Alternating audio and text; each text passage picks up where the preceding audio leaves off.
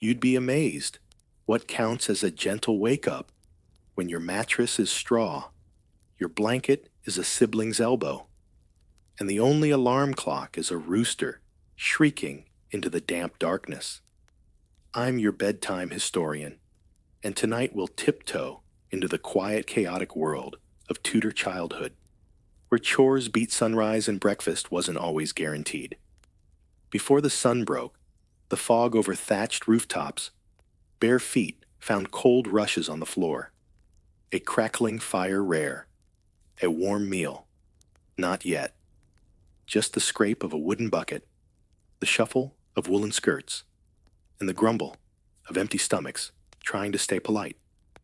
Did every child rise this early? Not quite. But for the majority who did, the question wasn't what the day held, it was how long they could endure it. If that sounds like the start of a strangely comforting descent into Tudor life, you're not wrong. Like and subscribe if you enjoy stories where even roosters have a better work-life balance than you do. Somewhere out there, someone's watching this at 4:12 a.m. with one sock on and a cat snoring nearby. If that's you, leave your time, your place, and your strangest historical obsession in the comments. I won't judge unless it's chamber pots. Then I absolutely will. Now dim the lights, maybe turn on a fan for that soft background hum. And let's ease into tonight's journey together. You wake to a noise you can't ignore, less the crow of a rooster, more the scratch of claws on a roof beam, and the wet sigh of your sister turning in the straw beside you. The rafters creak, the light is bluish and mean, and the hearth embers are barely awake themselves. No fire has yet been stoked. No scent of food drifts from the adjoining hall. All you have is a vague sense that it's your turn to fetch water, and your legs don't want to cooperate. The floor bites your feet with the kind of chill that reminds you it's spring, which in Tudor England just means the mud's warmer. The room smells of sleep-damp wool and something faintly like cabbage, but you're used to that. You shuffle past your brothers, one of whom still dreams with his mouth open, and clutch the bucket that hangs near the door. Outside, the world stirs, chickens mumble to themselves, smoke curls from distant chimneys, and somewhere a sheep decides it's also ready to complain.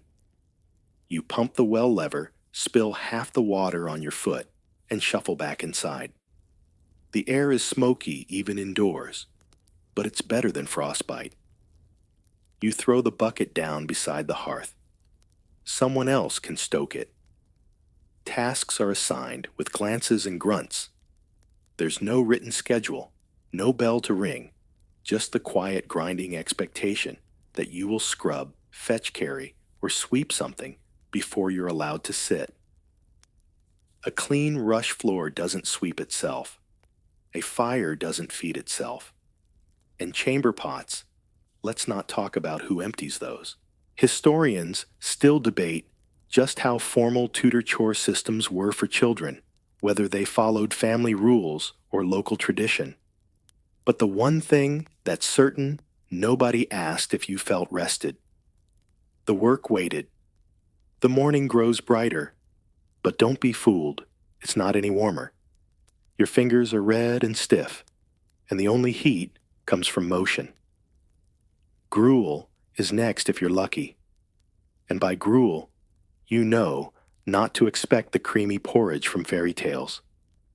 This is closer to oat-flavored water with the occasional surprise like a pebble the miller forgot to sift out.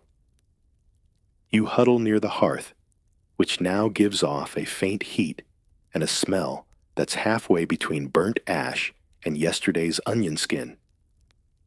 A clay bowl is passed to you, lukewarm, slightly chipped, and sticky in a way you try not to think about. Inside, it sloshes the day's first and often only nourishment, a grayish slop of barley or oats thinned with water and nothing else. Sometimes there's a crust of bread, hard as flint, and twice as useful for cleaning teeth, but usually just the slop. Your younger sister whispers that she thinks she saw a weevil in hers. You say nothing and keep chewing. Hunger is a sharper critic than squeamishness. This wasn't a punishment, it was the norm. In Tudor England, breakfast for children and adults for that matter was typically bland, repetitive, and meager. Food was fuel, not flair. Milk, when available, was often saved for the youngest. Eggs might be sold before eaten. Cheese was a treat, not a staple. And meat. Only if something important had died recently, like a pig or a generous neighbor. Some scholars remain puzzled by the extent to which rural Tudor diets relied on such monotony, especially given the lush countryside. But the problem wasn't land, it was labor. Processing, storing, and preparing food took time, tools, and experience, and most of that effort went toward the midday meal. Breakfast, if anything, was a low-effort placeholder. You scrape the bowl with a wooden spoon, listening to the quiet slurps around you. Nobody talks much during breakfast. It's not a social occasion, it's a chore. A few muttered prayers, a belch here or there, maybe a slap if someone spills. But no conversation. You eat quickly, you eat all of it, and you don't complain. Complaints earn you more chores, not sympathy. One curious detail: many Tudor children ate standing up, either because there were few seats or because their presence at the table was seen as temporary, a prelude to adulthood, not a rite. Benches lined the walls. Stools were rare. A proper place at the table had to be earned, not given. Once finished, you rinse the bowl with a splash of cold water from the bucket, dry it with a sleeve, and place it back on the shelf. The fire has caught now, spitting politely as it eats its kindling. The house smells a little more alive. The day's truly begun. Outside, the light is more golden than gray, and somewhere, a distant cowbell rings. That means chores will resume, soon fetching kindling, checking the snare traps, or, if you're unlucky, combing wool in the back shed. But for now, the gruel has done its job. You're not full, but you're not faint either. That's enough. If you're hoping the next part of the day includes a toy chest and story time, best lower those expectations like a poorly fastened drawbridge. Play in Tudor childhood was permitted but not prioritized, and it was never loud. If it made noise, took up space, or threatened to scuff the clean rushes on the floor, it was swiftly banned or mysteriously lost. Still, children found ways to carve out quiet fun in the margins of duty. A rag ball might appear when adults looked away, or a few carved sticks turned into knights and horses behind the woodpile. Pebbles became pigs, shells became currency, and any patch of mud could host a drama more gripping than court gossip. But fun was always a borrowed luxury, tolerated only so long as it didn't interrupt the thrum of chores or the delicate balance of household mood. You wander out into the small courtyard behind the house where a boy from the next cottage over is making a crude hoop roll using an old iron ring and a stick. He nods at you, not inviting, not unkind. Just acknowledging another small person with nothing important enough to do yet. You take a seat on the edge of a low wall, careful not to stain your tunic, and produce a bundle of twine you've been knotting into something vaguely doll-like. It has no name. Naming it might make it real, and real things can be taken away. Historians still argue whether Tudor children played more than we assume, or if our ideas of play are too modern to apply. What's clear is that leisure was laced with guilt. If you looked too happy, someone would remember You hadn't swept the ashes yet. Inside, your older brother is fiddling with a carved bird whistle he claims he didn't steal from market. You both know better, but nobody says it out loud. He blows into it just once, and the resulting chirp earns a sharp glance from your mother. The whistle vanishes into his tunic. That's the end of that. One game you are allowed to play is jackstraws, the early ancestor of pickup sticks.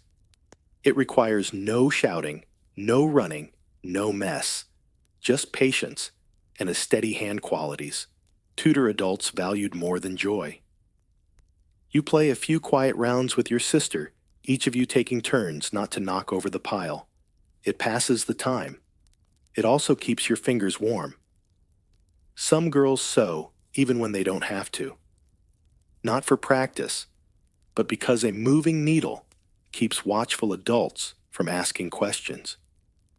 If you're busy with thread, no one asks you to haul wood, and occasionally, in the late morning stillness, you hear the echo of distant laughter, boys chasing each other through the hedgerows, probably in trouble already.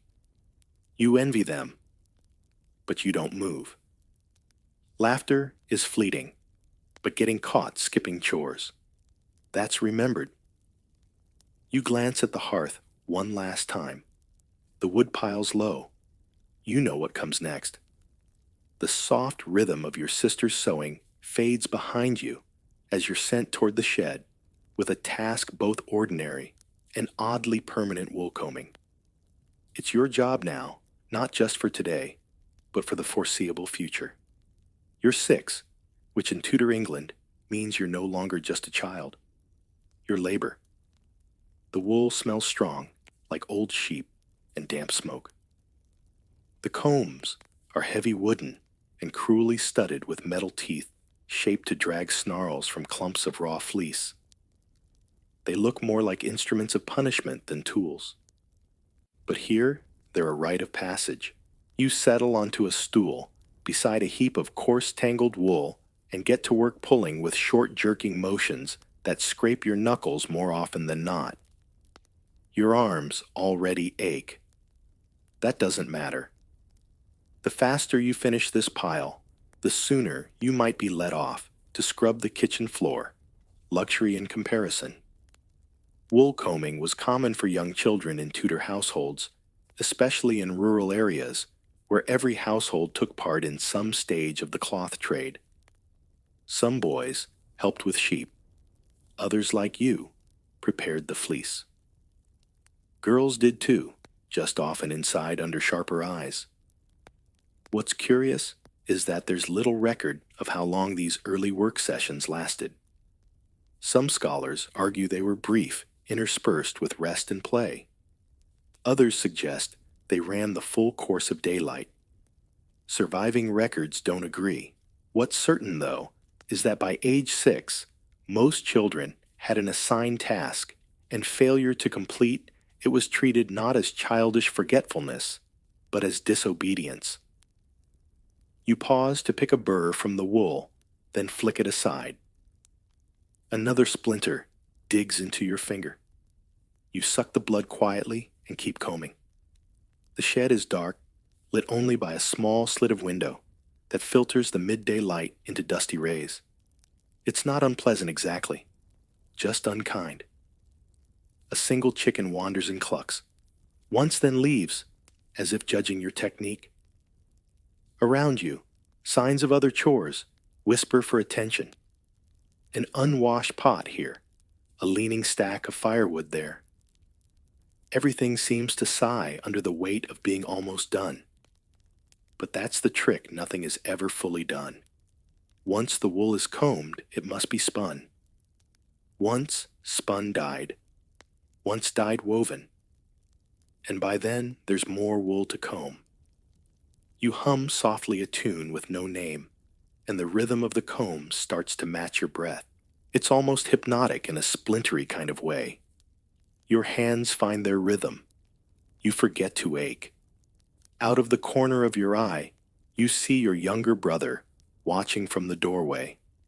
His task hasn't yet been assigned. You know it won't be long.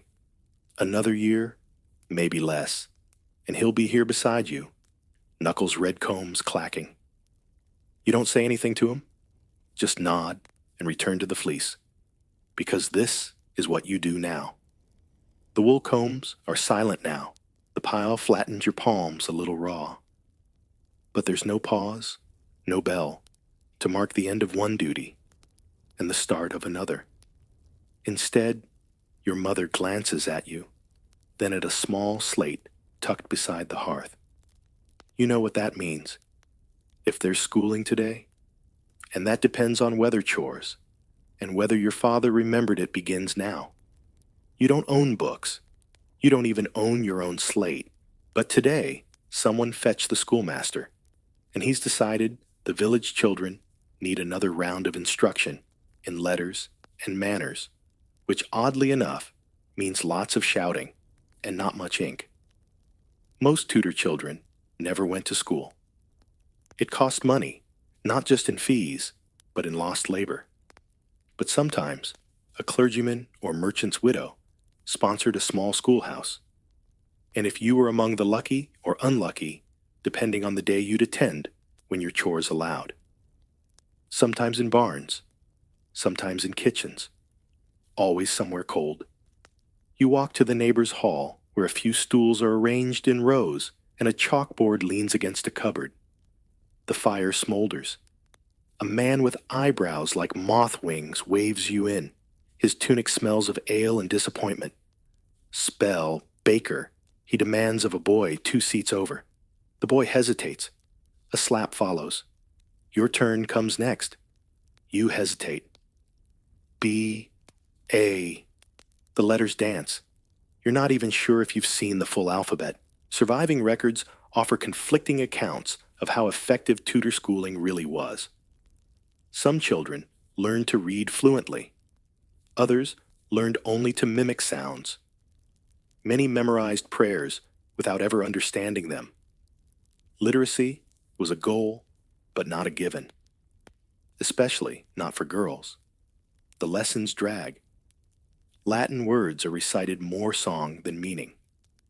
A few of the older children copy verses on scrap parchment, dipping quills into clotted ink. You trace your fingers through the slate dust instead, drawing spirals.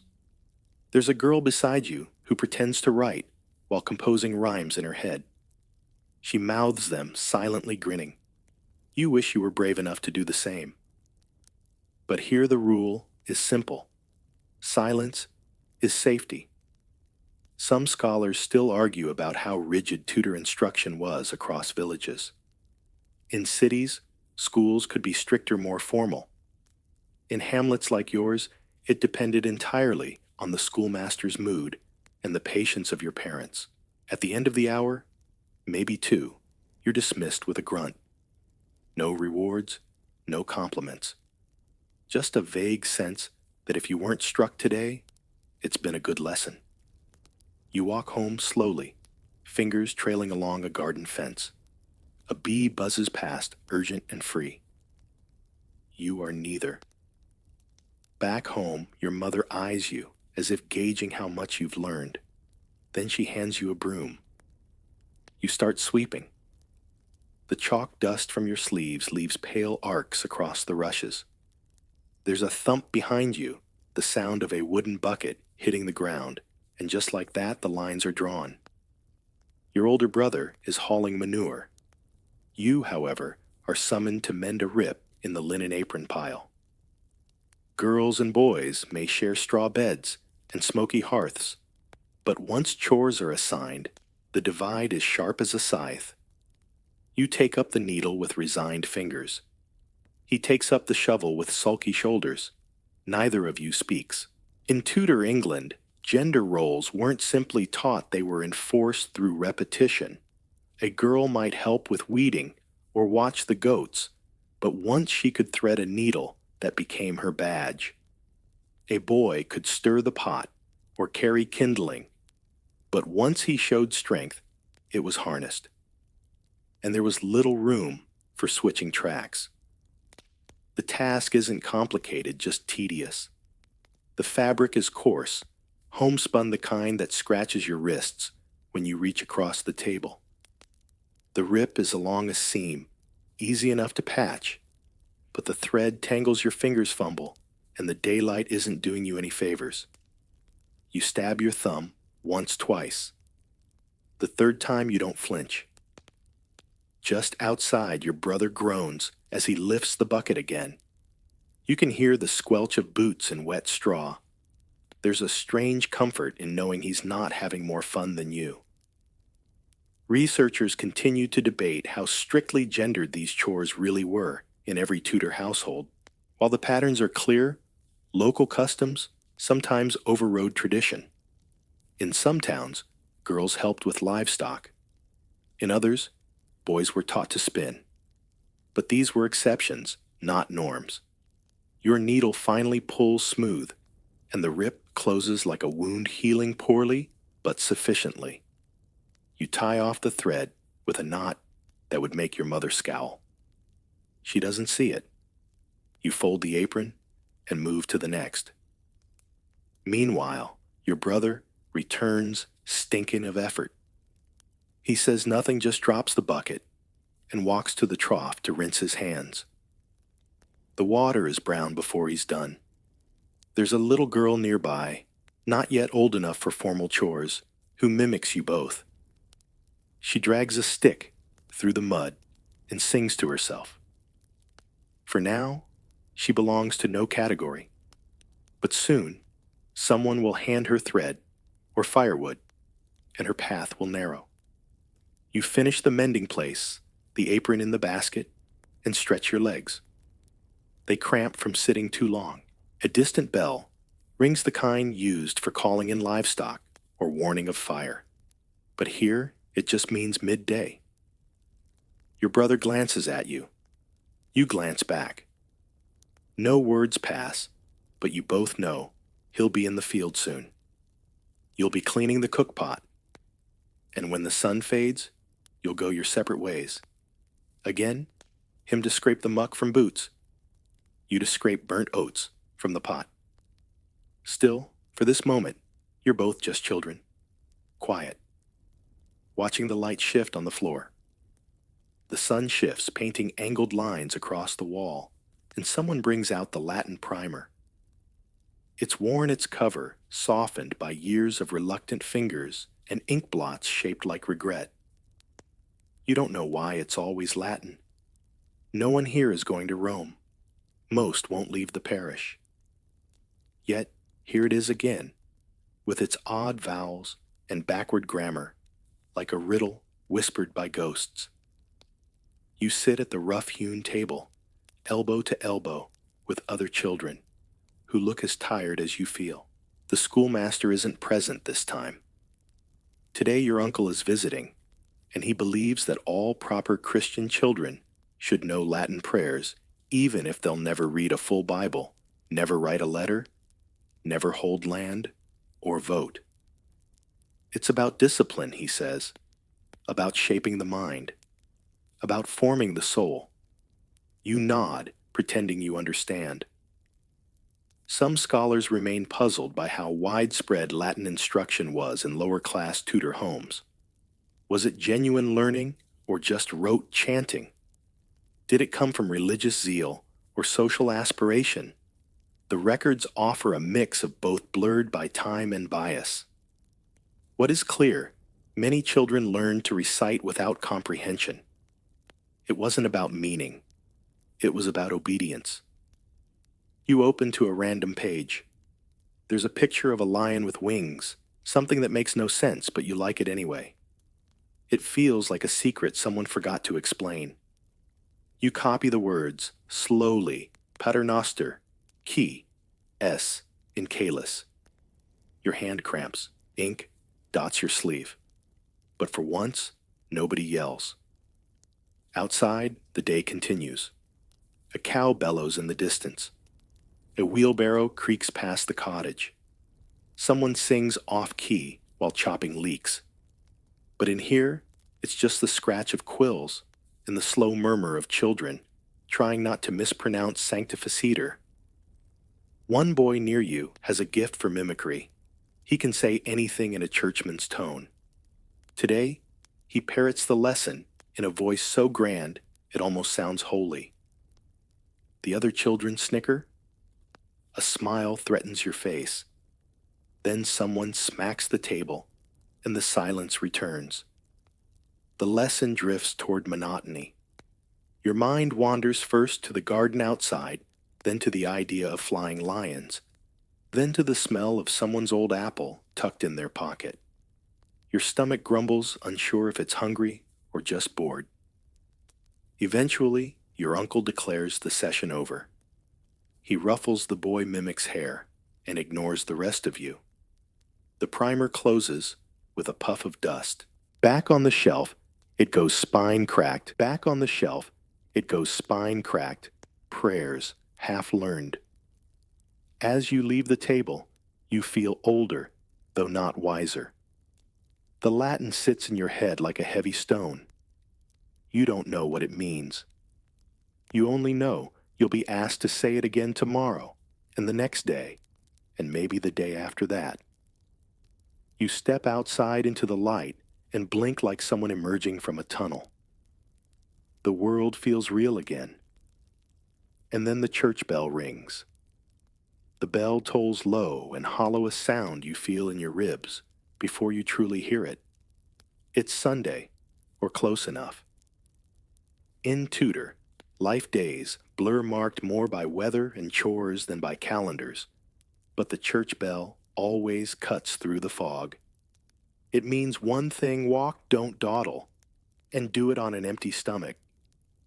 You brush the straw from your tunic, wash your face with cold water from the basin, and fall in line behind your siblings. No shoes today, unless you're one of the lucky few. Most of you go barefoot toes, smarting on gravel paths, avoiding puddles you know will never dry. Your mother straightens your collar, not because she expects anyone to notice, but because if someone does and sees it's crooked, it reflects on her. Church is as much about appearance as it is about prayer. Inside the stone building, light spills in through colored glass blues, reds, yellows, painting faces with fleeting halos. The pews are hard unkind to small backs. The priest's voice is a kind of music, droning in rhythms you can't follow. You try to focus, but your stomach is louder than the sermon. All you can think about is bread. Attending church was mandatory in Tudor England, especially after the Reformation. Whether you were Protestant or Catholic depended on the monarch's latest whims, but attendance wasn't optional. Miss a Sunday, and neighbors would whisper. Miss two, and someone might report it. And so, you came tired, hungry, and very much uninterested. Some scholars remain divided on how devout Tudor villagers truly were. Did they cling to faith or simply endure it? Was religion, comfort, or obligation? The truth probably varies, etched in ritual, colored by habit. The priest speaks of sin of heaven, of fire. You shift on the bench trying not to fidget. Your younger brother pinches your arm. You retaliate with a nudge. Both of you get the look. You freeze. Beside you, a girl clasps her hands tightly. She's mouthing the words of a prayer you don't know. You envy her certainty, or at least her concentration. There's a moment when everyone kneels. The floor is cold and gritty beneath your knees. You bow your head, partly out of reverence, mostly out of dizziness. Hunger makes you lightheaded. You imagine the bread that might come later. Imagine it too vividly. Your stomach growls, loudly. Someone snickers. The service drags on. Candles sputter. The air thickens with incense and stale breath. And when it finally ends, there's no relief, just a shuffle toward the door, a nod to the priest, and a long walk back down the lane. Outside, the sky is pale. The wind is less biting than before. You exhale slowly, half hoping someone brought back leftovers from yesterday's stew. Back at home, there might be a crust of bread waiting, or a boiled carrot, or nothing, but at least the prayers are done. For now. The walk home from church is quiet at first. Everyone tired, everyone sore, but it doesn't last. A boy flings a pebble down the road. Another dares him to hit a tree. Within minutes, the line between reverence and restlessness blurs, as it always does. You find yourself laughing, which feels like a sin, but also necessary. Then someone mentions the ferret again. You'd nearly forgotten. Last week, a boy from 2 cottages over brought a ferret to church tucked inside his doublet. Why, no one knows. Maybe it was sick. Maybe he thought it was funny. Maybe he forgot it was there. Either way, it escaped midway through the sermon and caused a full minute of chaos before being captured under a pew. That same boy is here now, grinning like a man who's tasted immortality. He's planning something else, you can tell. You just don't know what. Tudor children didn't have toys in the modern sense. They had sticks, stones, hoops, and imaginations sharpened by boredom. But they also had games, many of which would make modern stomachs turn. Throwing stones at cats, tying fireworks to birds, baiting dogs. It wasn't cruelty for cruelty's sake, more like inherited entertainment from a world where animals were tools, not companions. Some historians argue these behaviors were shaped by necessity when you live beside livestock. Death and mischief are less taboo. Others think the line between play and punishment was simply thinner in the past. Either way, the records are clear. Tudor kids could be terrifying.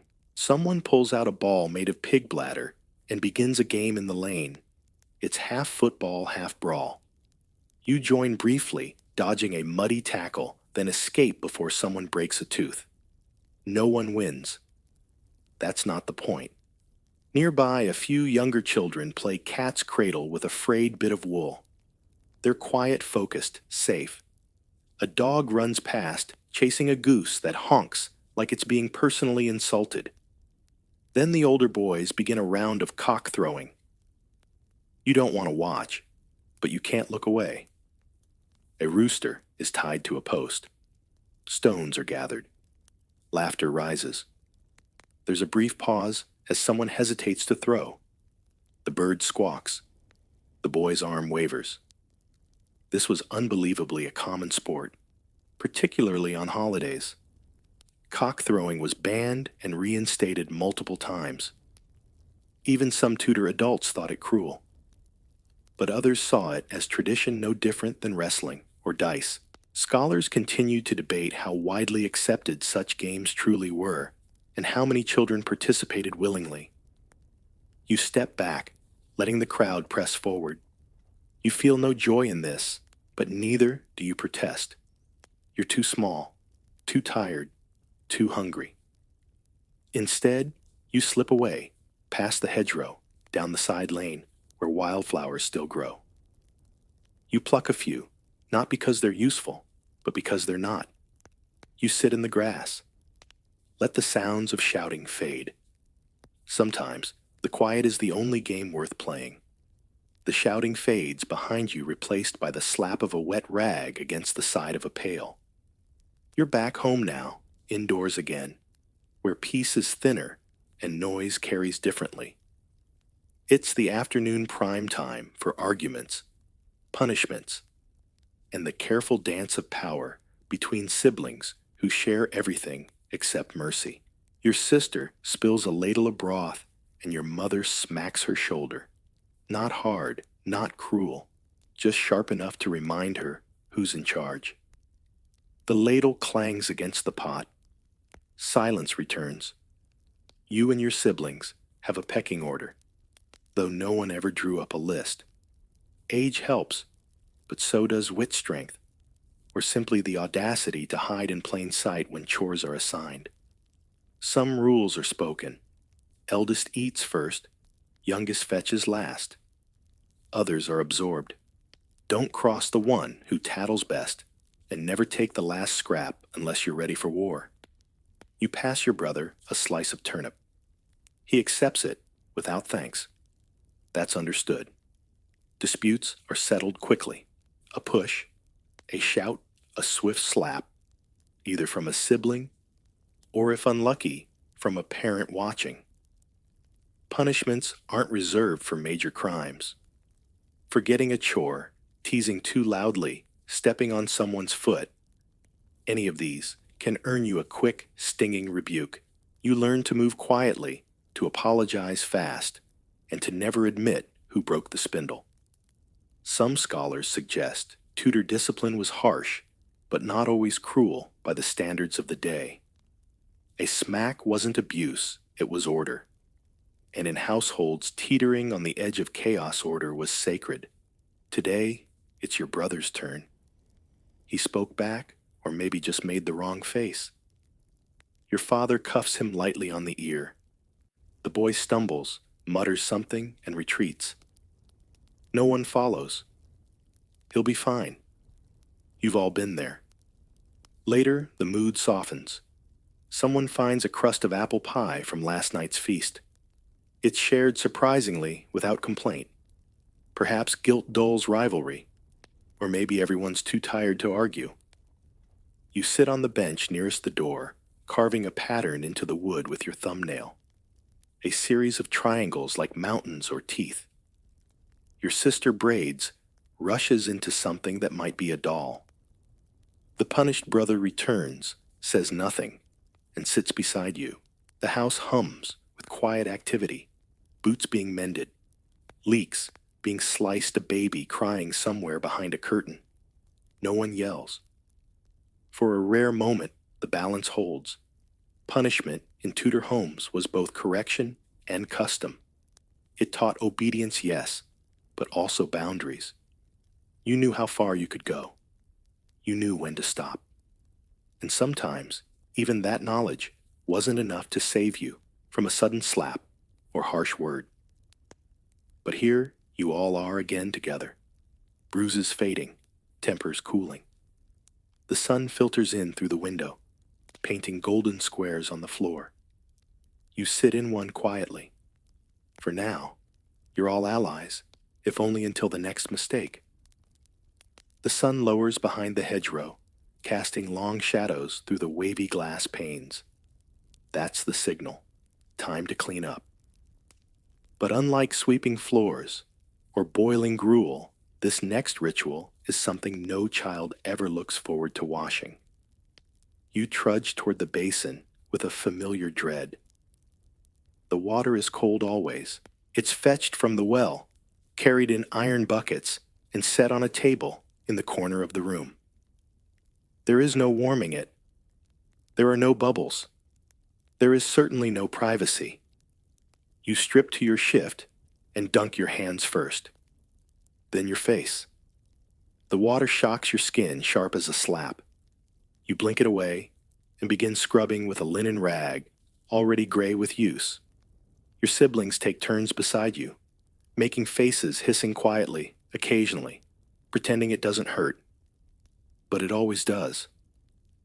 Hygiene in Tudor households was not about comfort. It was about shame. Dirt was associated with sin, and cleanliness with godliness, but not the soft lavender-scented kind of godliness. This was harsh, cold, and deeply public. Mothers scrubbed children's ears in front of neighbors. Boys were mocked for greasy hair. Girls were scolded for dirty fingernails. Bathing wasn't just about soap. It was about not being noticed for the wrong reasons. You rub your arms with the cloth until they redden, then splash your feet. Someone knocks over the basin, and water sloshes across the floor.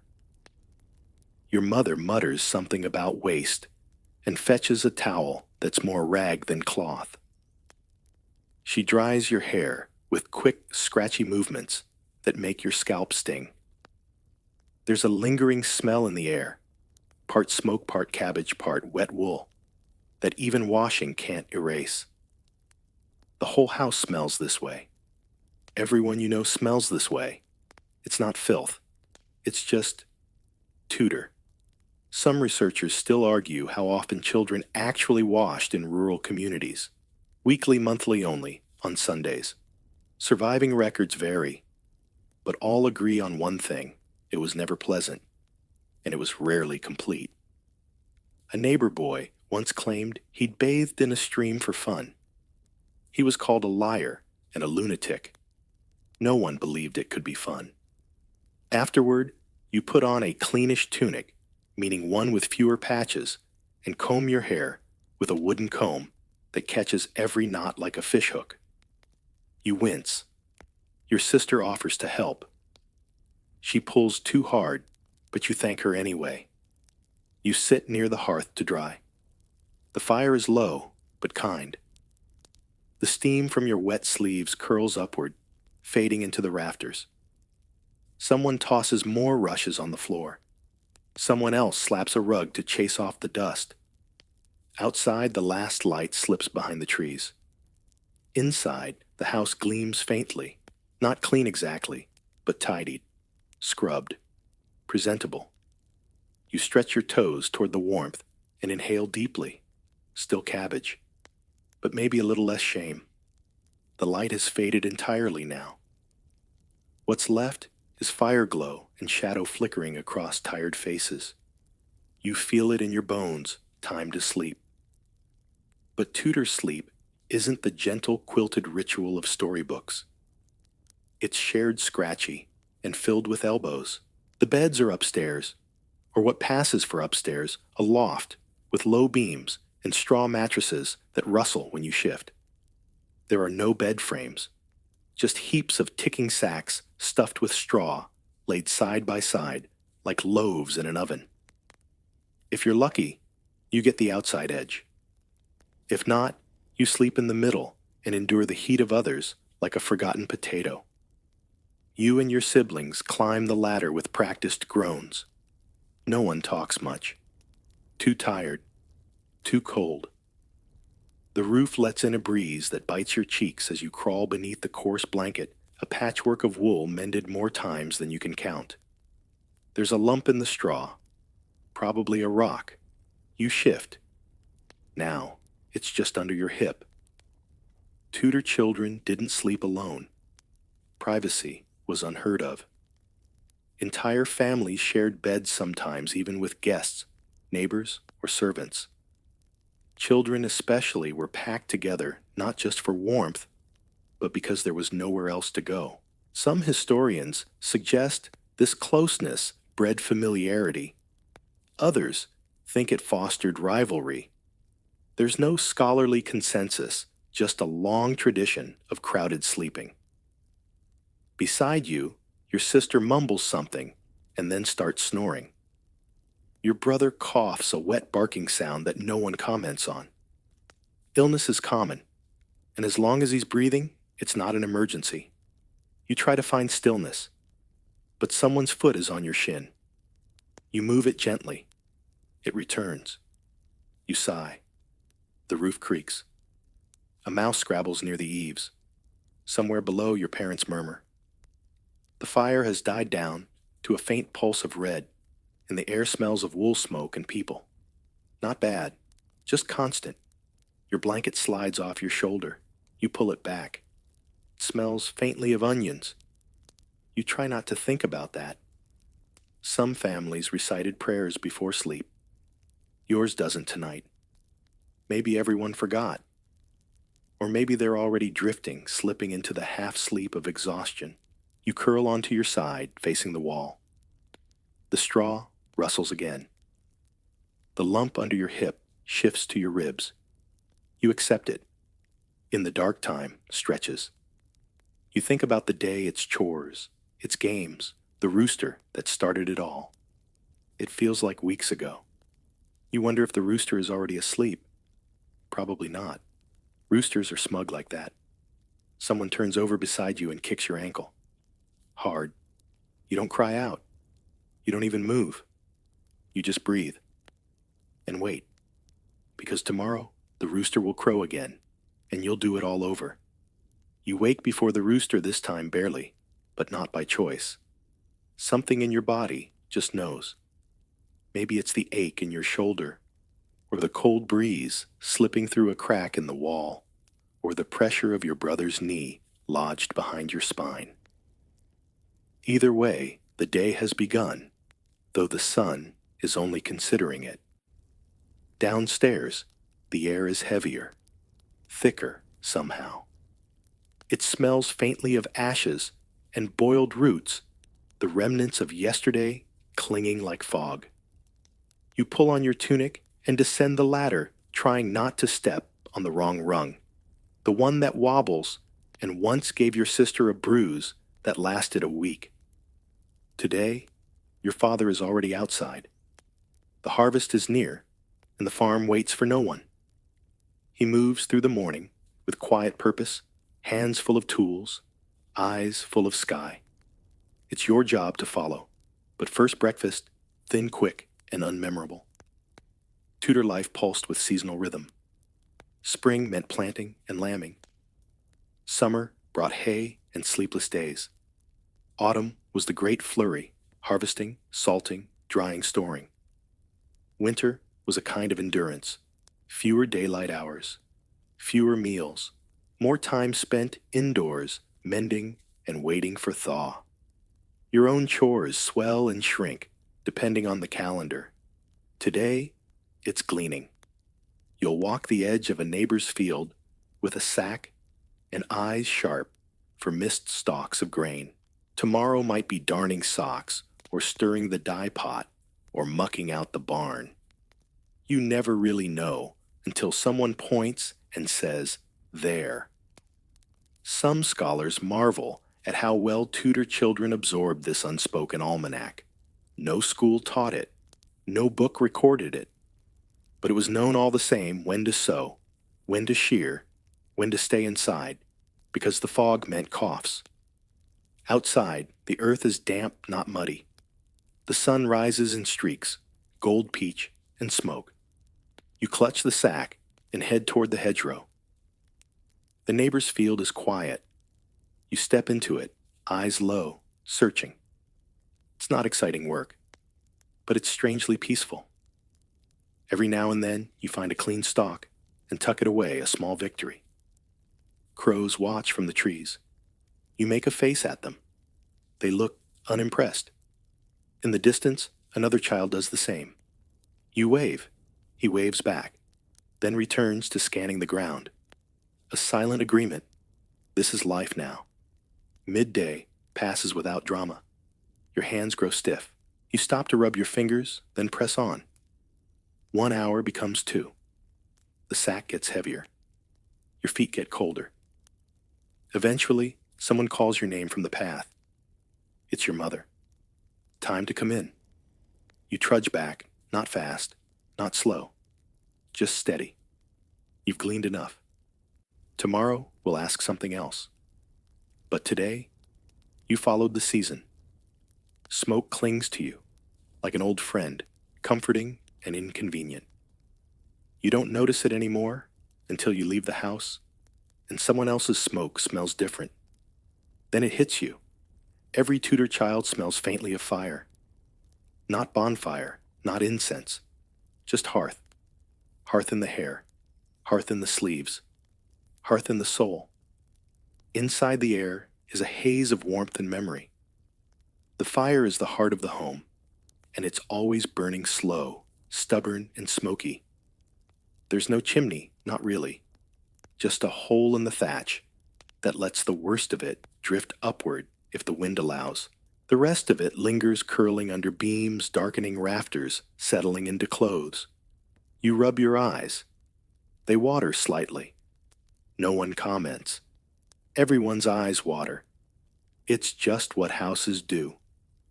Tudor dwellings were simple timber frames, wattle and daub walls, thatched roofs, and central hearths without proper ventilation. Windows, if present, were small and often made of oiled cloth or horn knot glass. Most rooms had one purpose everything. You cooked, ate, worked, and slept all in the same space. And always, the fire was there, muttering in the background, watching like a tired old dog. Researchers continue to debate how tolerable this smoke-filled lifestyle truly was. Some argue it contributed to early deaths. Others believe the constant exposure made people less sensitive. Either way, it's inescapable. Everyone smells of smoke, and everyone pretends not to. Today, your job is to fetch more firewood. Not glamorous, not complicated, but necessary. You drag a wicker basket toward the woodpile out back, careful not to spill the last bits of bark clinging to the bottom.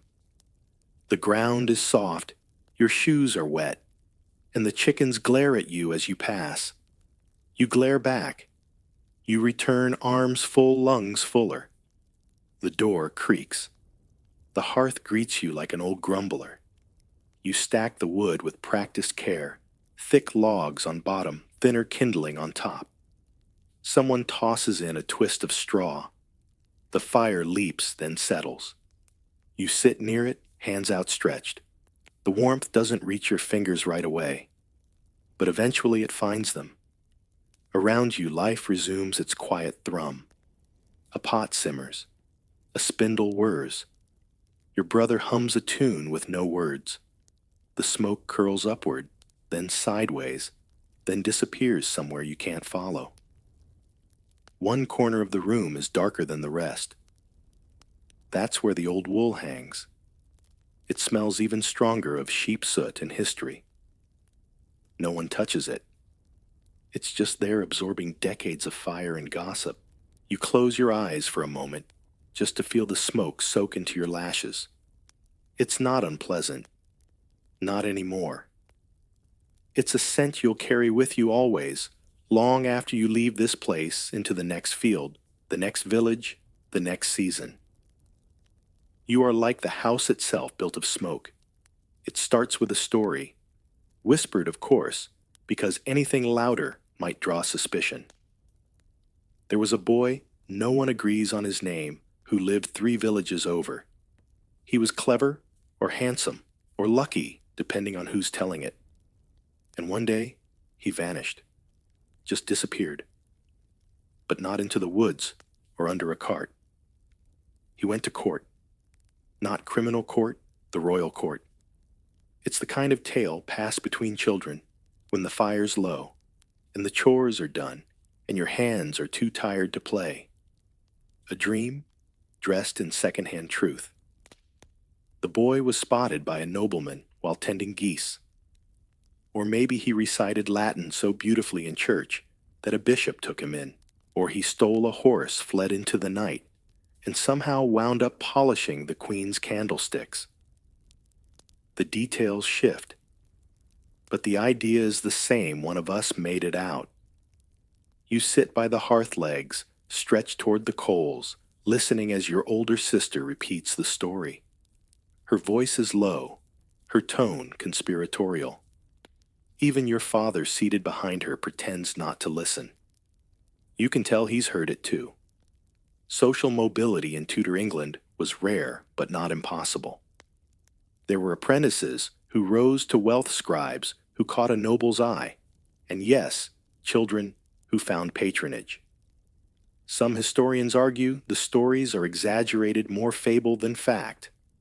Others point to parish records and household accounts showing sudden appearances of unknown boys in noble employ. The truth likely lives somewhere in the ash between. You imagine it trading wool, for silk straw, for velvet soot, for candlelight. You imagine a life without gruel, without cold water, without slaps for speaking too loudly.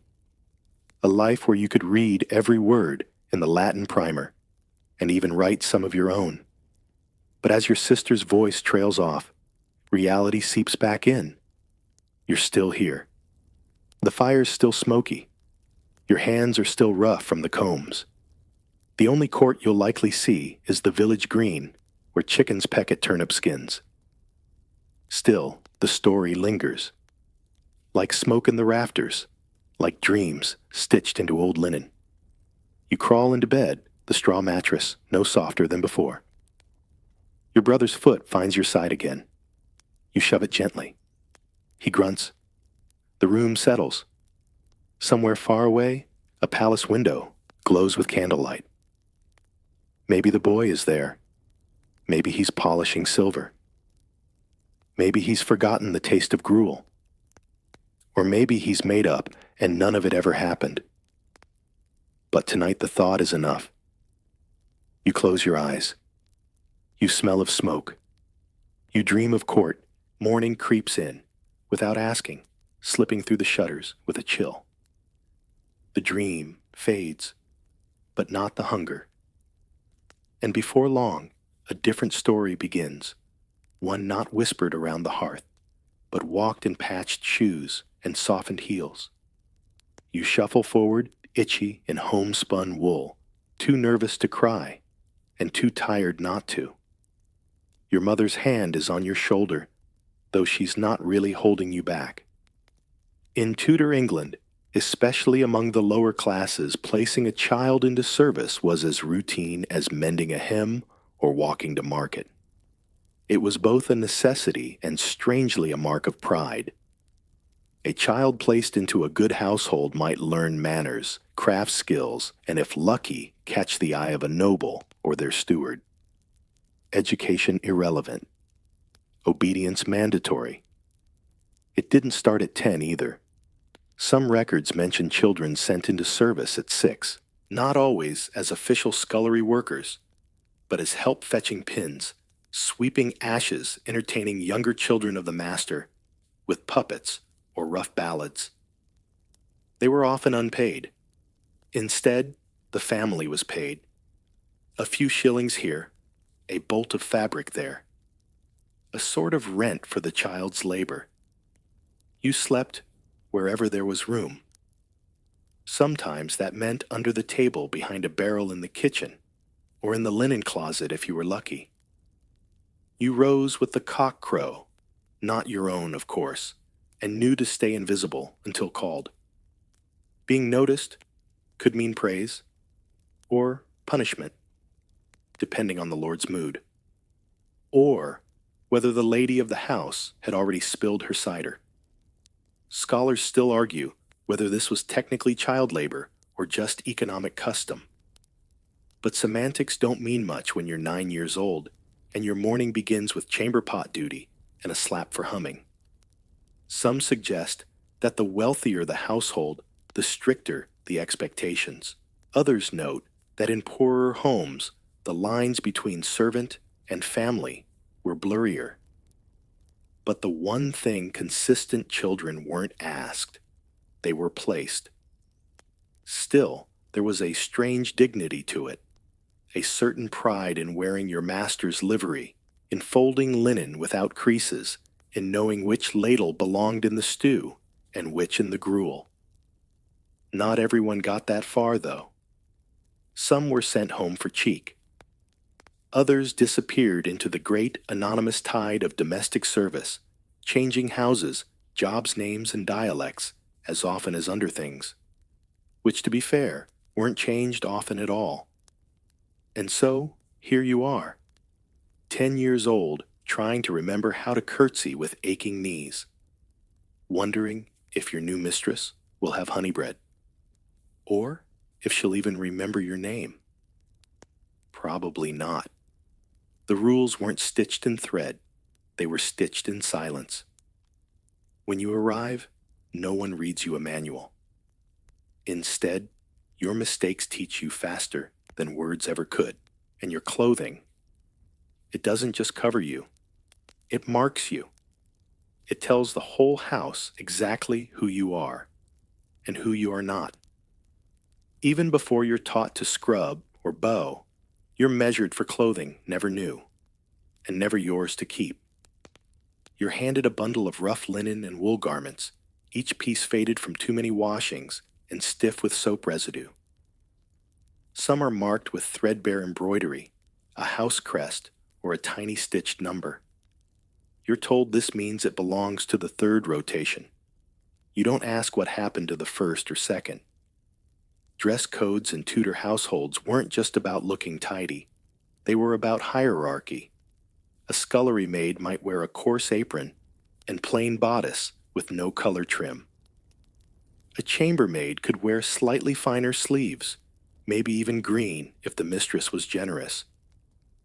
And livery, the matching uniforms given to higher-ranking servants like footmen or stewards, was both a mark of favor and a trap. It identified you to the public, made you part of the household's reputation. If you were caught misbehaving while wearing it, punishments doubled. Even undergarments had a rhythm. You didn't own them. They belonged to the house and were rotated on a laundry cycle so intricate it rivaled military logistics. Monday might mean boiled linens for the male servants, Tuesday for the women.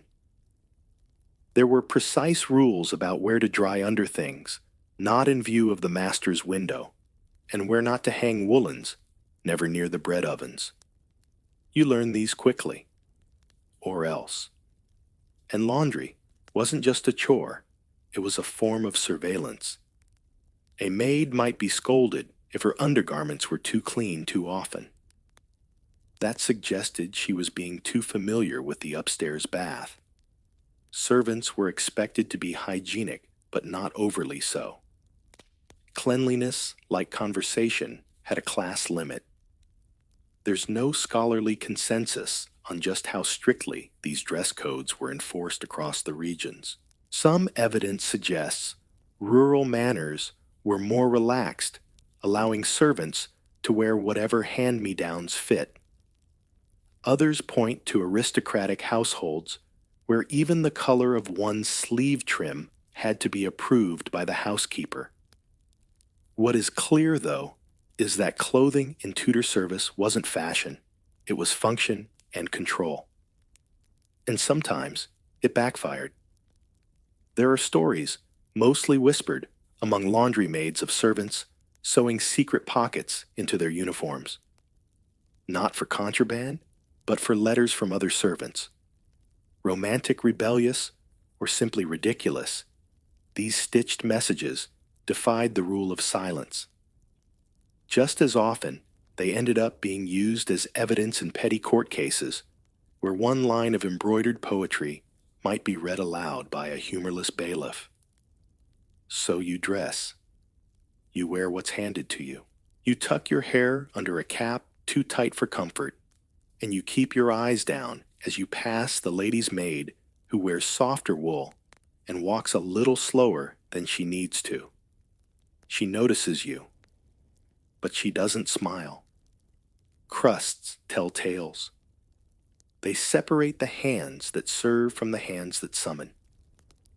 If you think bread is just bread, you've never lived below stairs in a Tudor kitchen where even crumbs obeyed the social order. Breakfast, if you're lucky, begins before the sun, with a hunk of manchet bread, floury and soft with its fine white crumb, saved only for the highest ranks. You don't get the manchet. That's for the lord, the lady, their children, and their favorites.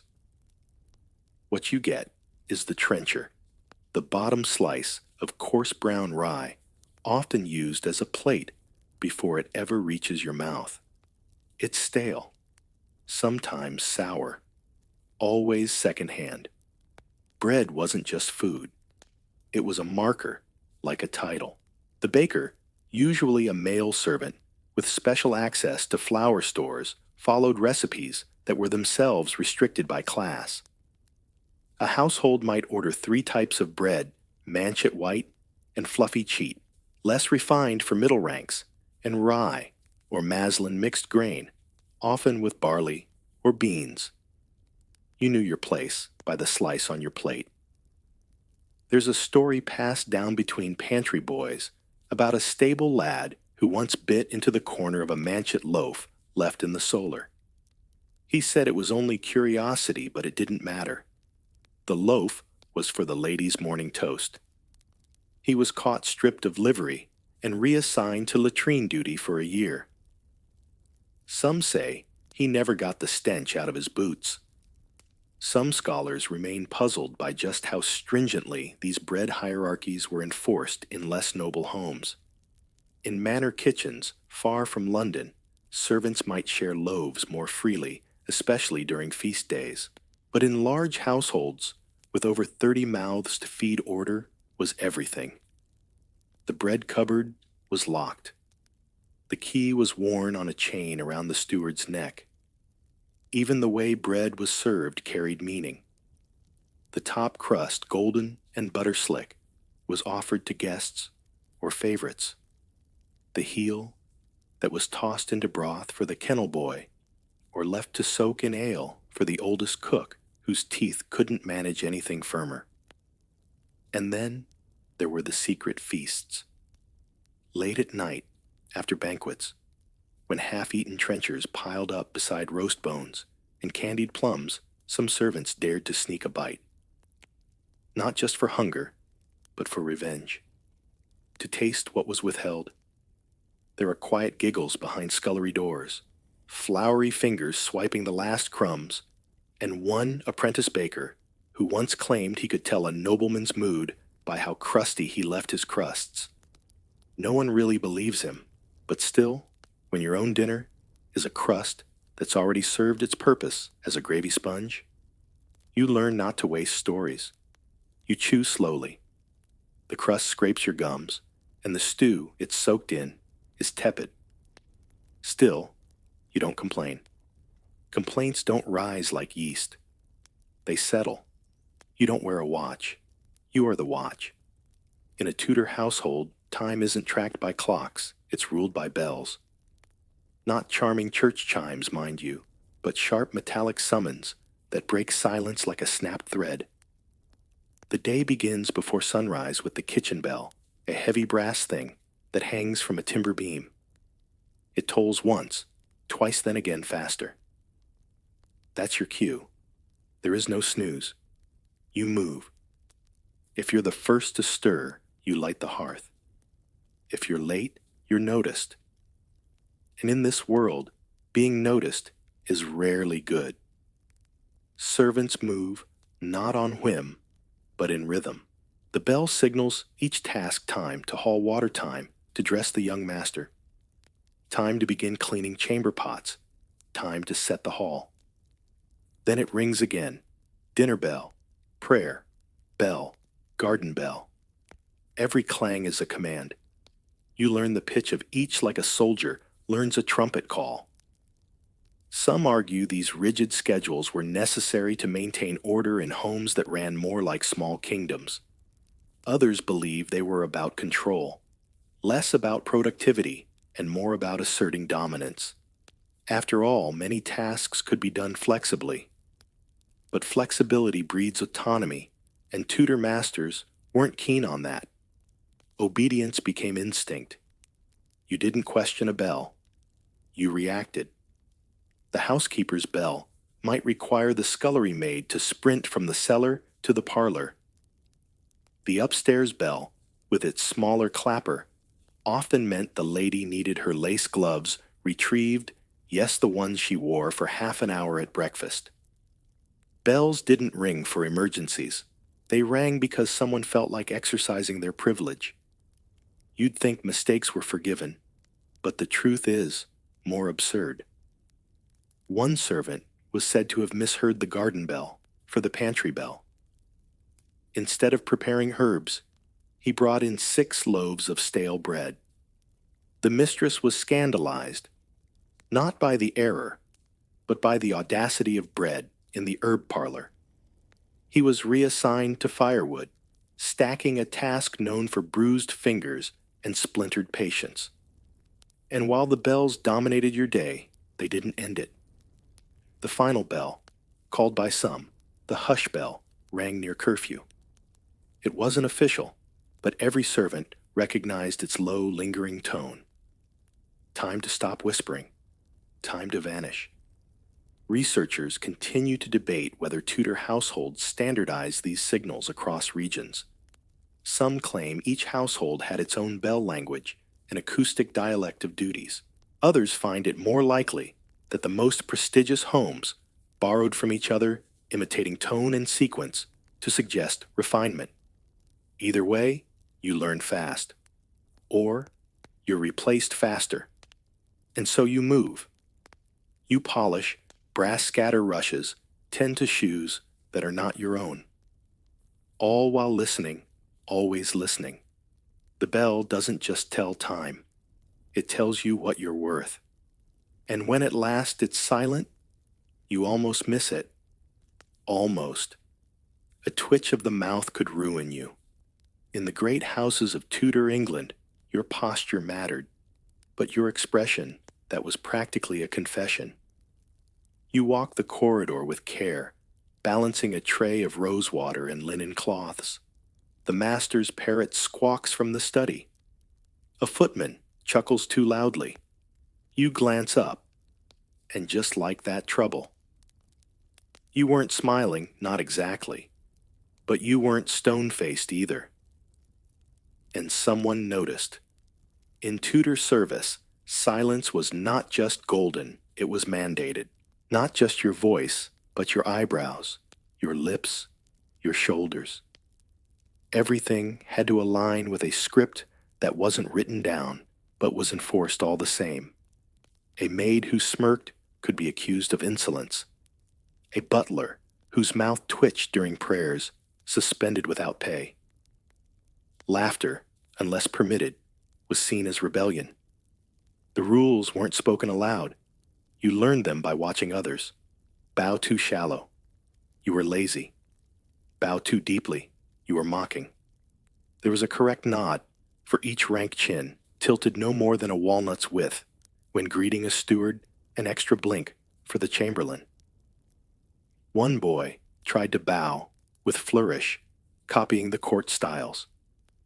He was punished not for disobedience, but for vanity. The logic twisted like ribbon around a codpiece. Historians still argue whether these micro-rules of expression evolved formally or simply accumulated from habit. Some believe they mirrored royal court etiquette, trickling downward into noble homes. Others suggest they were born of fear, a servant's defense against being singled out. After all, a still face cannot offend, but a raised eyebrow. That's sedition. And then there were the punishment looks. Not from masters, but from senior servants. The housekeeper's stare could freeze a hearth.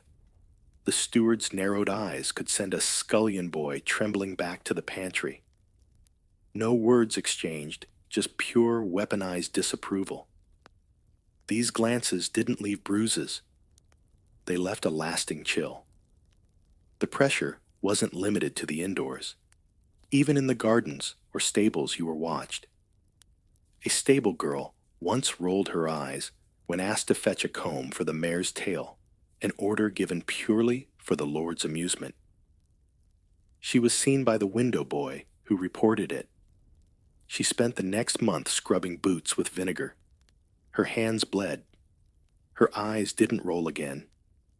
You start to feel it, how your own face becomes a mask. You practice your neutral look in reflective pewter. You hold your breath when others speak. You train your mouth to rest in soft lines. Emotion becomes a luxury, and laughter a ghost. There's no mirror in your room. But if there were, you'd barely recognize yourself. Not because you've changed, but because your own features no longer belong to you.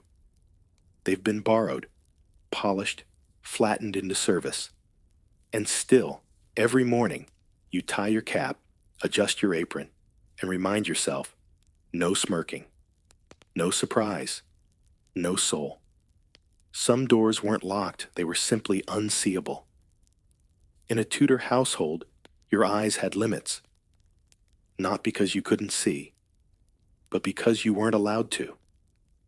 There's a room with red velvet drapes you pass daily on the upper landing. You've never stepped inside. You've never cleaned it, never dusted it, never so much as peeked beneath the threshold. You don't ask. You don't look. Because to look is to presume, and presumption in service is nearly a crime. Tudor servants operated within strict zones of permission. You had places you were allowed to be, objects you were allowed to touch, and people you were allowed to speak to, but only when spoken to first. A staircase could be forbidden if it led to a lady's chamber. A bookshelf off limits if it held papers not intended for servants' eyes. Even mirrors were considered suspect. Looking at your own reflection for too long, vanity. Or, worse, idleness. Touching a master's chair without invitation could be interpreted as aspiration. Lingering too long near a decorative tapestry might suggest curiosity about foreign lands and interest above your station. It sounds absurd, but it wasn't uncommon for housemaids to be dismissed for simply being in the wrong room at the wrong time. One unlucky servant girl was caught near the family's altar, just rearranging candle stubs. She was accused of meddling in sacred affairs and sent back to her village without pay. Researchers continue to debate whether these invisible boundaries were rooted in fear of theft superstition or social paranoia. Some believe the nobility simply wanted to preserve mystery to maintain a sense of otherworldly distance from the people who served them breakfast. Others argue the rules had no rhyme or reason. They were designed to shift to keep servants uncertain and therefore obedient.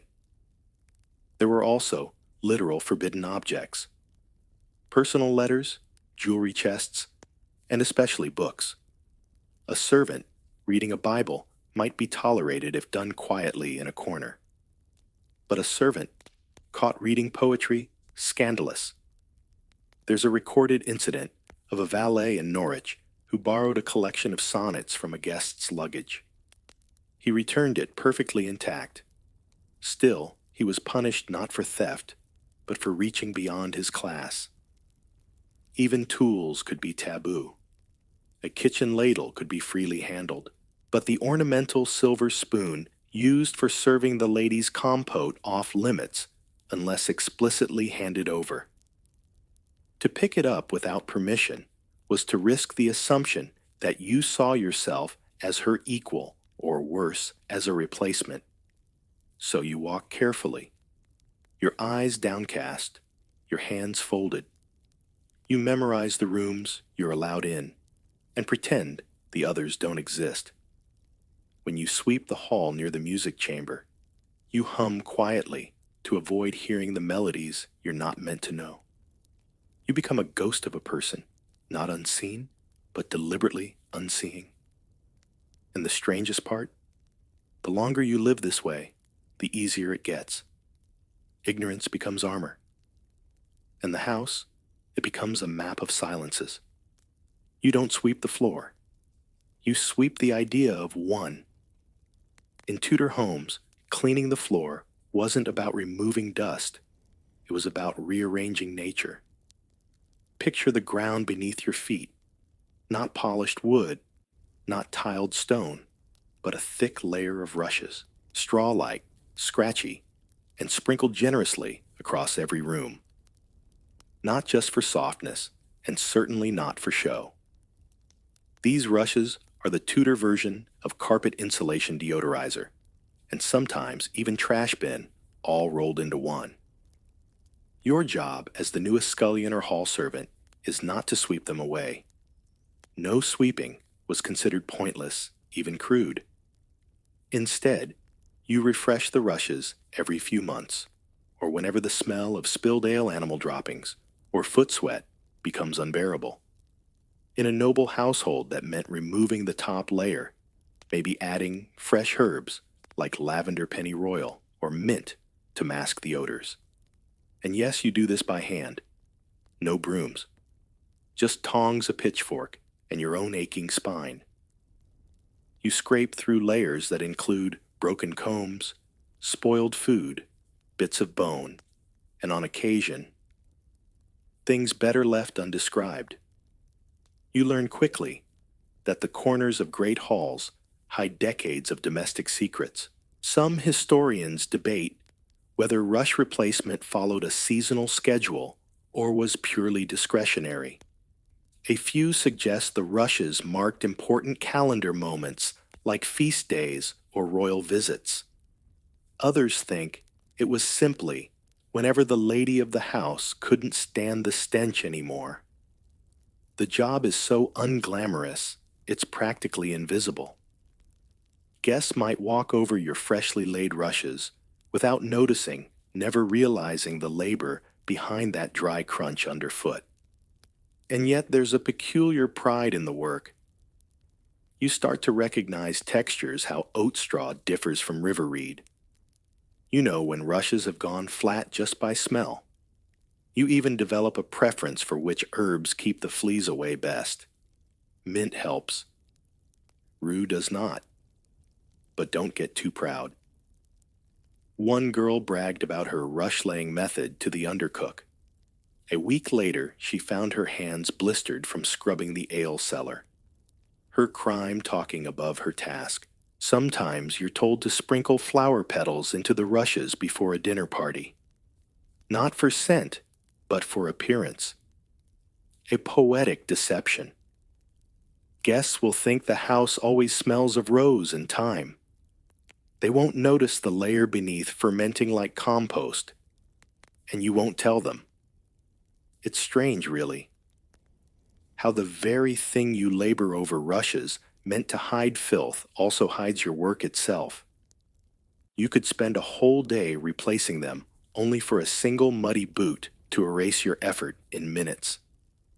But you keep going, because it's your job, and because in this world, no one praises the person who holds the broom. They praise the illusion of cleanliness. And you vanish beneath it like a dried leaf crushed into straw. Chairs were not for sitting, they were for watching you not sit. In a Tudor household, who got to rest their feet wasn't about comfort. It was about status. And if you thought you could sneak a moment on a bench while no one was looking, think again. There's a high-backed chair in the solar-carved oak with lion's paws for feet and velvet on the seat. You've never touched it. You wouldn't dare. That chair is for the master. The one beside it, slightly smaller and plainer, is for the mistress. The two footstools beneath, for no one you know. Even the dog has more permission to lounge than you. Most Tudor servants spent their days entirely upright, standing to dress nobles to polish pewter, to stir porridge, to recite from the Psalter, if summoned. Sitting was rare and only allowed when specifically instructed. And even then, it was usually on something low, uncomfortable, and deliberately unchair-like, like a milking stool or an overturned bucket. You begin to feel it by mid-morning. That throbbing ache in the arches of your feet, the heaviness in your calves. Still you keep going. Because to sit without permission was more than laziness, it was presumptuous. Some mistresses saw it as a servant pretending to be family. One lady reportedly dismissed a maid for sitting on the stair rail while waiting for laundry to dry. Her explanation: stairs are for climbing, not for loafing. And servants should be one or the other. There is no scholarly agreement on whether chair rules were consistently enforced across classes. In wealthier households, the chair took on symbolic weight. It wasn't just furniture, it was a throne in miniature. Meanwhile, in middling homes, the line could blur. A cook might perch for a moment during stew, or a nursemaid might rock herself softly on a bench while singing to a child. But in grand manners, standing was your natural state. Even break time, when it came, was often spent leaning against a wall or kneeling beside a barrel. And if you were caught sitting on anything meant for noble use, the consequences could be severe. One stable boy was made to kneel in the courtyard for a day after being seen sitting on a folded tapestry. He claimed it was to rest a twisted ankle. The steward claimed it was an offense against the order of the house. The irony, you're surrounded by chairs, gilded ones, painted ones, chairs with silk cushions and ivory inlay. But to you, they might as well be sculptures. Your place isn't among them. It's beside them, polishing their legs and never once thinking of touching the seat. You learn to rest standing. You shift your weight from heel to toe. You stretch your back subtly while refilling goblets. You pretend that stiffness is strength and that pain is just another part of the uniform. And when the day ends and you finally lower yourself onto the cold floor of your chamber, there's no cushion, no armrest, just relief. The kind you're not allowed to show. Romance wasn't forbidden. It was forgotten on purpose. In the world below stairs, love wasn't just discouraged. It was dangerous. Not because it disrupted duty, but because it reminded servants they were still human. You notice the look first, a fleeting glance between the scullery maid and the footman. They share a moment while passing in the corridor, fingers brushing over a shared dish of berries. No words, just eyes and silence. And then it's gone. Because it has to be. In Tudor households, romantic entanglements among servants were tolerated at best and punished at worst. Marriage especially was viewed with suspicion. Servants were meant to be mobile, loyal only to the house and its needs. A married servant, divided loyalties. If two people wed, where would they live? Would one leave the household? Would they become a threat to the hierarchy by putting each other first? Some households allowed it, but only with written permission. The steward might keep a log of approved unions, and any servant who courted without it faced docked wages or reassignment. One laundress, known only through rumor, was separated from her beloved footman when their love letters were discovered behind a fireplace grate. She was transferred to another estate. He stayed quiet and never smiled again. Historians still puzzle over how widespread these rules were. Some claim rural estates were more forgiving, especially if the lovers promised to remain in service after marriage. Others believe that noble households feared romantic liaisons because they could lead to scandal, a child born in secret, or worse gossip, that a noble's child wasn't entirely noble. Even friendships between opposite sexes were monitored. Too much laughing and eyebrows raised. Too many shared tasks and someone reported it. In one recorded case, a kitchen boy and a serving girl were accused of unbecoming familiarity simply because they were found shelling peas together unsupervised. There was also the constant risk of exploitation from above. A master might favor a young servant girl with gifts or glances, putting her in an impossible position. If she accepted, she was labeled scheming. If she refused, ungrateful. And if she fell pregnant, dismissal with no support. The shame followed her far longer than any romance ever did. So most servants learned to hide desire behind duty. If they loved, they did so in code.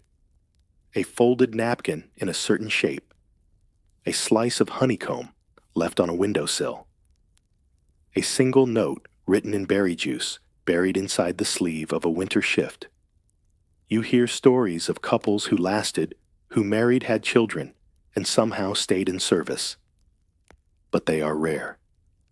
Their stories whispered only at midsummer gatherings or behind the still room door after hours. You feel it now as you pass the same footman in the corridor. He doesn't look up. He doesn't speak. But his hand grazes yours for a fraction too long. And that will have to be enough.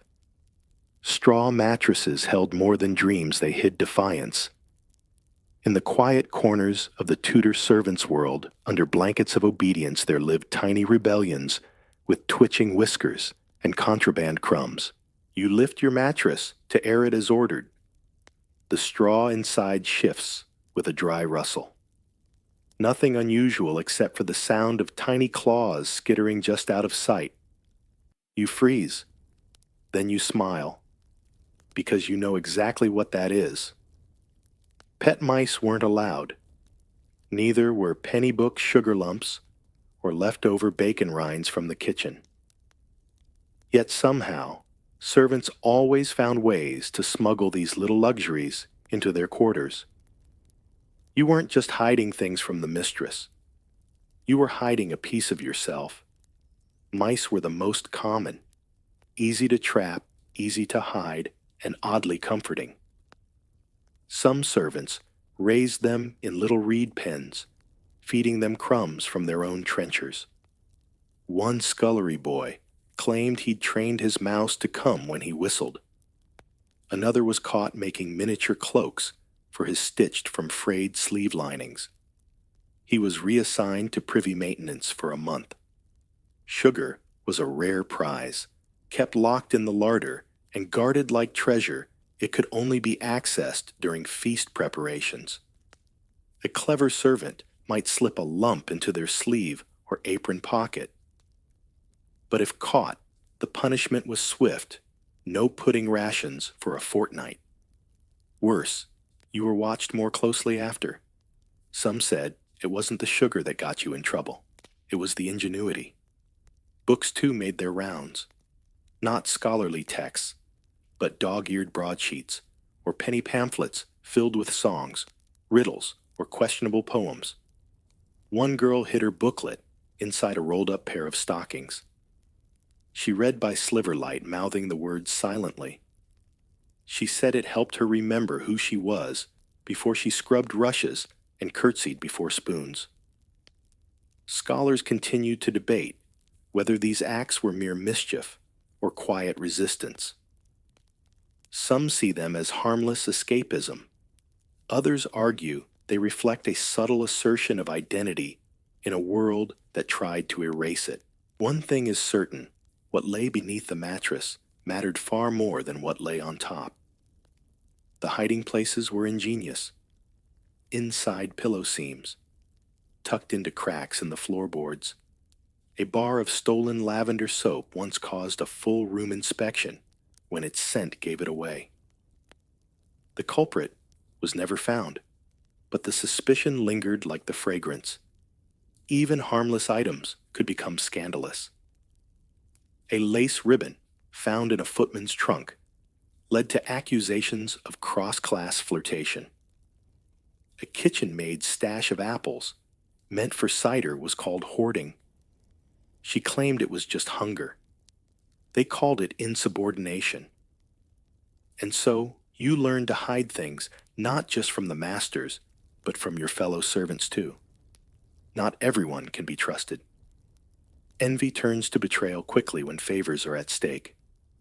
You keep your secret soft, small, and silent.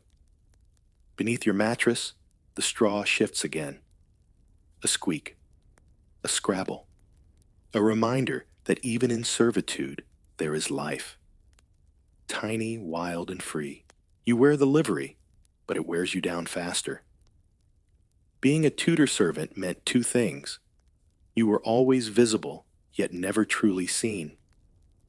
The household wakes. Doors creak. Shoes scrape.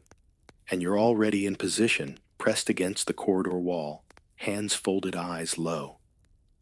You've been here since before dawn. You'll still be here after dusk.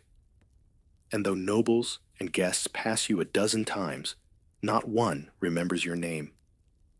Your uniform, the livery, is immaculate. Blue wool with silver piping the crest of the household stitched above your heart. It's designed to match the drapes in the receiving room. Not by accident. You're part of the decor, just like the candelabra and velvet chairs. Except you move. And breathe. And never speak unless addressed. To the outside world, you represent the house. Your appearance must project dignity, cleanliness, and tradition. But your purpose, to disappear. You hold cloaks, open doors, fetch goblets, and when finished, you fade to the edge of the frame. The irony is sharp. You're dressed finer than most villagers ever see in a lifetime, yet you can't own the garments. You can't choose your colors. You can't tailor the fit. Livery is handed down, altered hastily between servants. One footman tells the tale of inheriting a coat so tight he couldn't lift a tray properly. When he tore a seam mid-banquet, he wasn't offered a new one. He was scolded for being careless. There's no scholarly consensus on when this invisible visibility became the standard.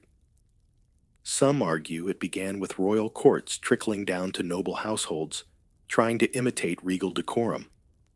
Others believe it grew out of older traditions, where the uniform marked not status, but servitude.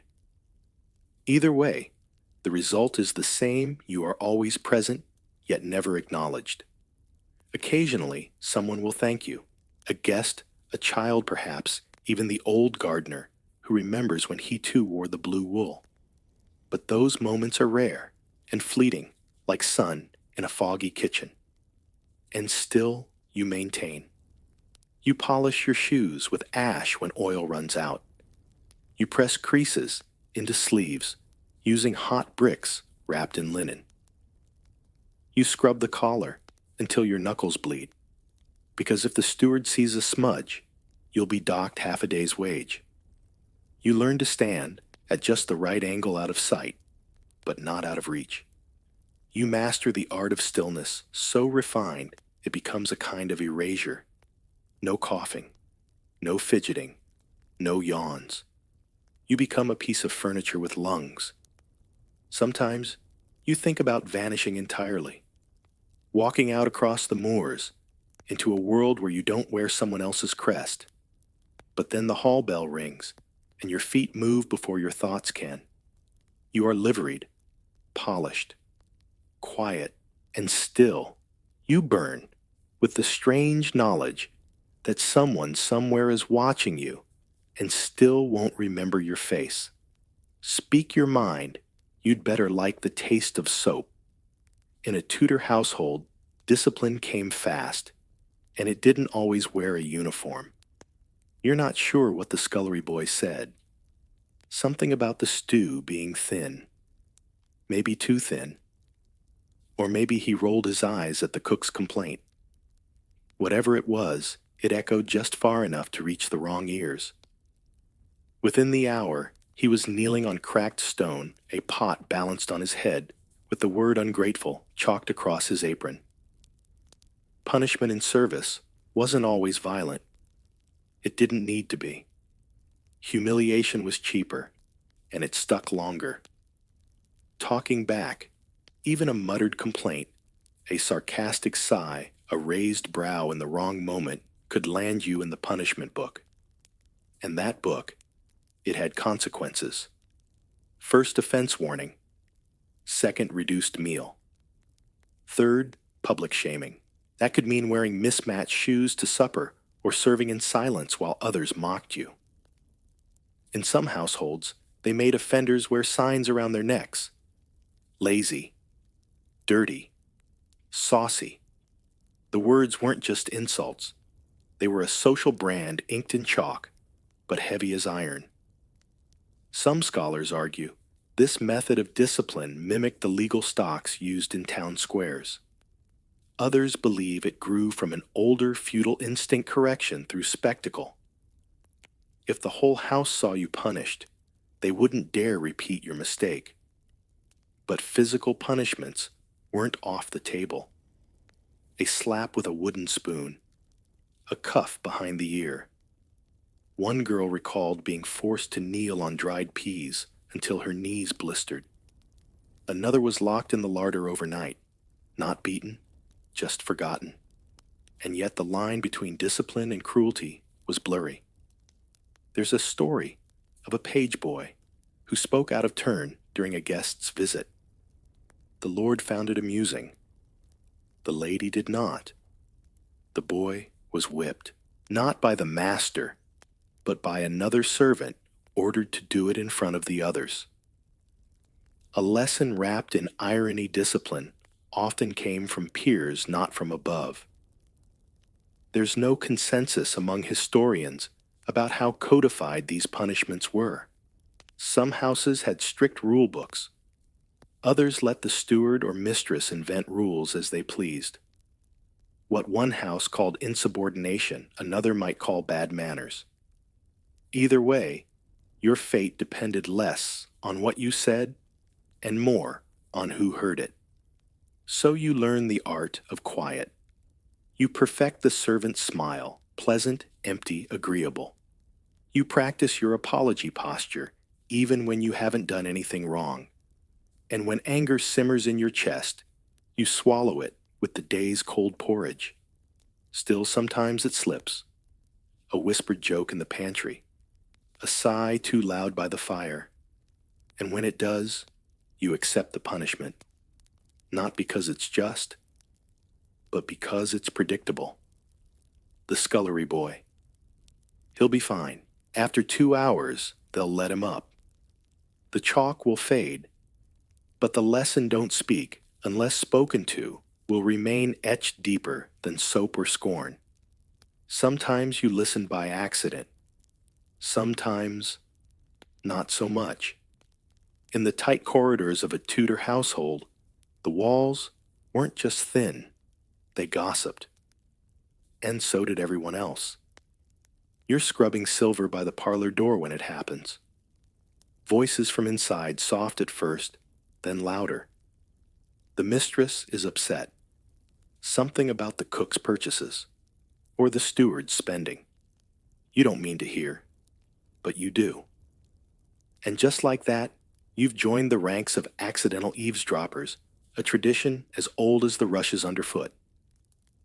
In Tudor service, gossip wasn't just entertainment, it was currency. A misplaced word could elevate you or ruin you, sometimes both. Servants lived in a world of overheard whispers, half-glimpsed letters, and closed doors that didn't quite latch, and while speaking out of turn could get you punished, listening carefully, quietly, could change everything. Take the story of the undermaid who overheard the Lord's plans to send a cousin to court. She mentioned it innocently to the laundry mistress, who passed it on to the gardener's niece. By evening, the entire kitchen knew. The next day, the undermaid found herself reassigned to stable duties for indiscretion. The gardener's niece fired outright, and yet the temptation was always there. The thrill of knowing something before anyone else. The chance to curry favor with a steward or slip a fact to the chamberlain that might make you look useful. Some servants played the long game, collecting scraps of knowledge, piecing them together like puzzles. One even kept a secret diary filled with family drama she wasn't supposed to know. It was discovered eventually. The diary was burned. The servant vanished.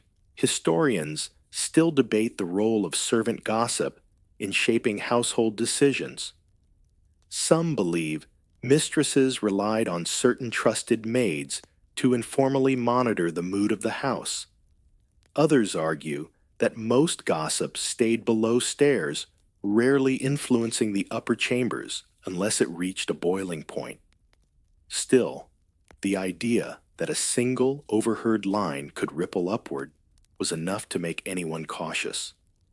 Of course, not all eavesdropping was accidental. Some servants positioned themselves near keyholes on purpose.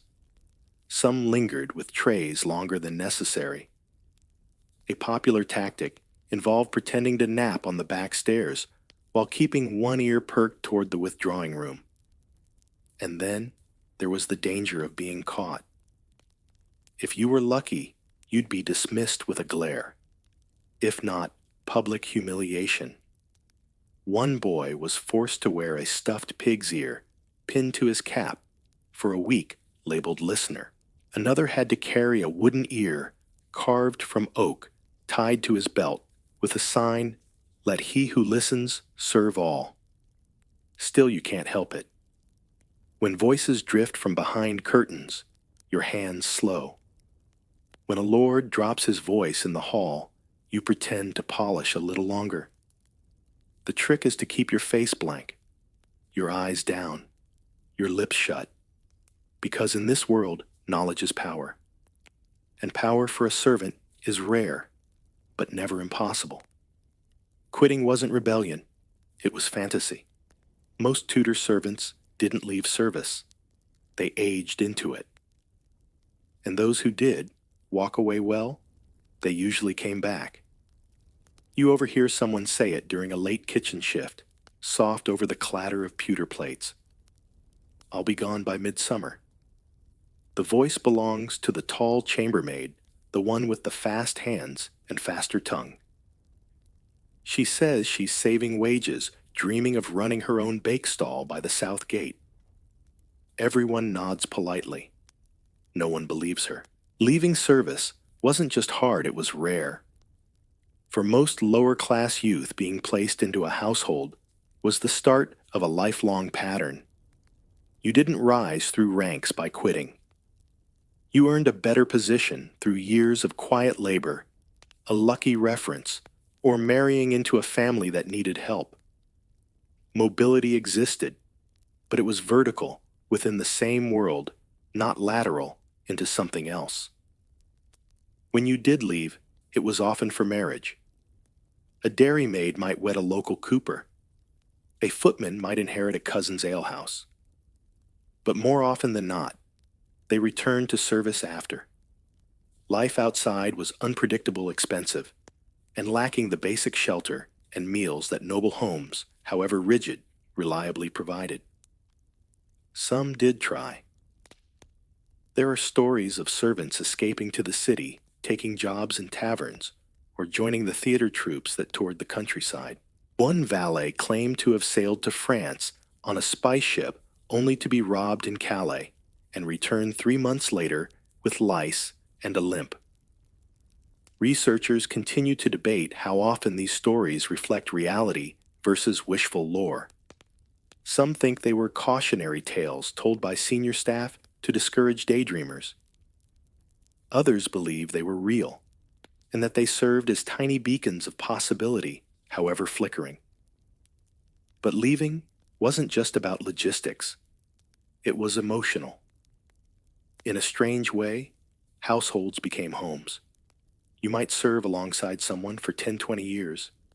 You knew their habits, their moods, their morning breath. Servants formed quiet, enduring bonds, woven not through friendship necessarily, but shared survival. To leave meant unraveling those ties. And then there was the fear. Fear of failing, of being alone, of discovering the outside world was no freer than the one you left. A kitchen boy once left after being falsely accused of stealing cheese. He was gone for a year. When he returned older and gaunter, he asked for his apron back. They gave it to him.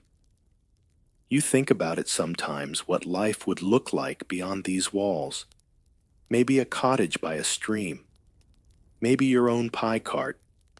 But then the steward's bell rings and your thoughts scatter like flour. Because in this world, the hardest door to open isn't the one at the gate. It's the one in your mind that says you could be something else. And tonight, that door stays closed. Some said the stairs creaked because of the age. Others said it was them. Long after the candles were snuffed and the halls went quiet, the Tudor household had one more set of residents, the ones you never dared name aloud. You're half asleep when it happens. A soft thud. Then another. Footsteps slow and deliberate descending the east staircase. No one's assigned to night rounds tonight. You sit up on your straw mattress, every hair raised like a cat's. You hear it again. Then silence. Every Tudor servant knew the house had its own ghosts. Not metaphorically, literally.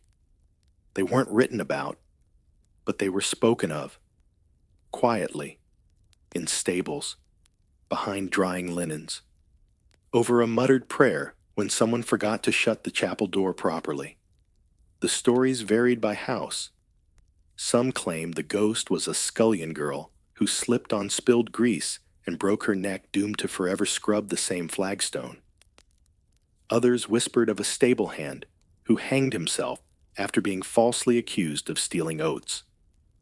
His boots, they said, could still be heard pacing the grain loft during harvest moon. Many scholars dismiss these tales as servant folklore coping mechanisms in lives defined by repetition, silence, and dim candlelight.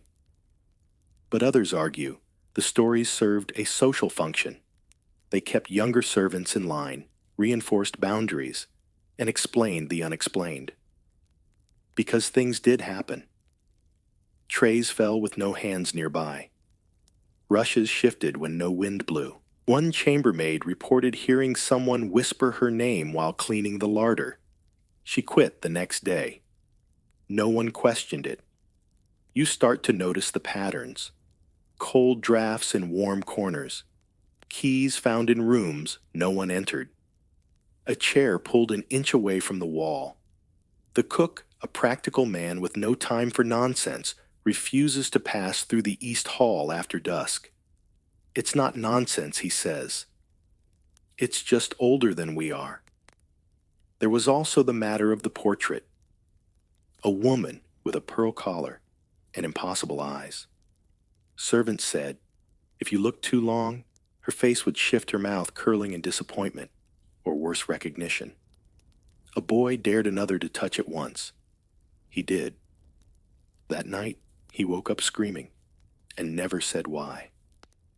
But the most unsettling thing, the ghosts followed the rules. They never entered noble quarters.